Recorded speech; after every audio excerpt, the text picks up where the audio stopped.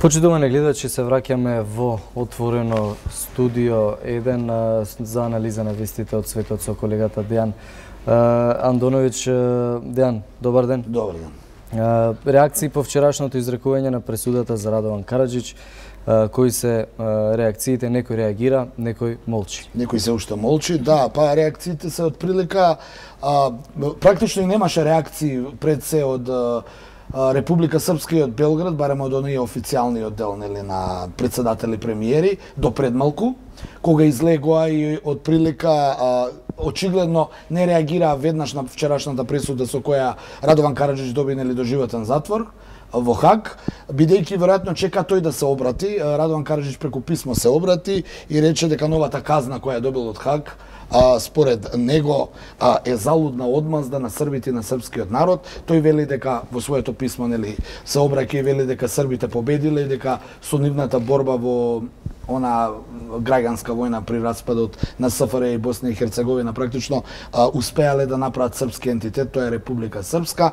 и независно од тоа што тој ја има жртвата да биде во доживотен затвор, сепак Србите успеа да исполнат својата намера, да имаат свој ентитет во Босна, со можност, сега јас дополнувам у тоа, со можност утре и да биде посебна држава, бидејќи српскиот ентитет некако не соработува многу тесно со председателството во Сараево и покрај тоа што е во моментов председавачот на председателството на Босна и Херцеговина е Милорад Додик, поранешниот председател на Република Српска. Но она што е интересно е дека и Белград не реагираше немаше никакви реакции наспроти Загреб и останатите регионални центри, па и Европската унија и САД, каде што ја поздравија на некој начин одлуката на Хашкиот суд Радован Караџич да ја добие казната која ја заслужува, бидејќи е обвинет за геноцид во Босна и Херцеговина, пред се во Сребреница, каде беа ликвидирани 8.000 муслимански цивили.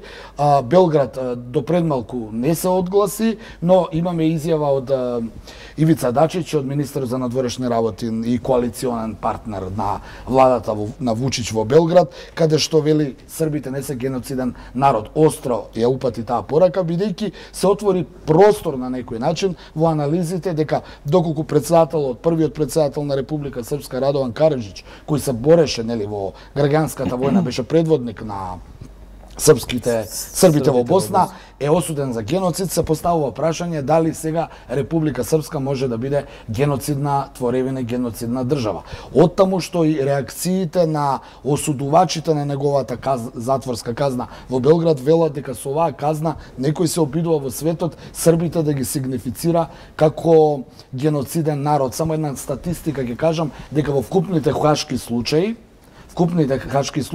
против србите од Босна кои се вмешани во граѓанската војна, муслиманите во Босна и хрватите, односот е од прилика на пресуди вака. Околу над 1400 години е за босанските срби кои се обвинети, околу 300 години затворски казни се пресудени за хрватите, а 42 години затворски казни за босанските муслимани, што според србите имплицира дека светот сака на некој начин да ги обвини србите дека се главните виновници за таа братоубиствена војна во 90-тите години на минатиот век, што Белград секако го оценува како и го отфрла на некој начин. Значи, тоа е соодносот. Од друга страна, српската опозиција очекувано вели дека Радован Караџич, српската опозиција, велам, оваа што протестира по улиците на Белград, излезе и рече... И тие не се со исти ставови. Не се со исти ставови, тие сметаат дека Радован Караџич треба да отиде во минато, дека чим е осуден, заслужено е осуден и нормално упати критика до актуелната српска власт, велејќи им дека српската власт треба да престане да ги представува воените злосторници од војните во поранешна Југославија како херои, бидејќи тие не се херои, за тоа е сведок меѓународната заедница. Затоа велам, уште долго ќе има реакции околу оваа пресуда на Радован Караџич, особено што морам да укажам само дека за негде околу една година ќе биде изречена и второстепената пресуда за вториот обвинет генералот Ратко Младич, командантот на армијата на Република Српска за време на војната. Ратко Младич исто така осуден на доживотна затворска казна, меѓутоа нели неговата, како идентично како и за Караджич, неговата одбрана упати жалба, па второстепената комисија треба да ја изрече таа казна до година во ова време. Ми се чини дека тогаш и официјално ќе се затвори овој дел околу тоа што се случувало во 90-тите години на минатиот век. Ние понатаму остануваме на балконот, односно повторно еве станува збор за Србија. Официјален Белград реагираше во однос на тоа дека албанската армија ќе одржи воена вежба во Косово. Практично излезе таа информација од представниците на српската влада. Јас по медиумите не успев да видам нигде, но видов како представници на српската влада го обвинуваат КФОР дека молчи и не соопштува што бараат единици на албанската армија на територијата на Косово. Оваа информација дојде откако албанската министерка за одбрана соопшти дека единици на албанската армија се наоѓаат во Косово како дел од заедничка вежба, воена вежба со косовските безбедносни сили. Да подсетам, Косово од пред некои месеци има и официјално своја војска, своја армија, па оттаму и таа меѓуармијска соработка се е главното алиби на Приштина и на Тирана зошто единиците на албанската армија се наоѓаат на Косово. Се смета дека тие треба да вежбаат заеднички за спасување во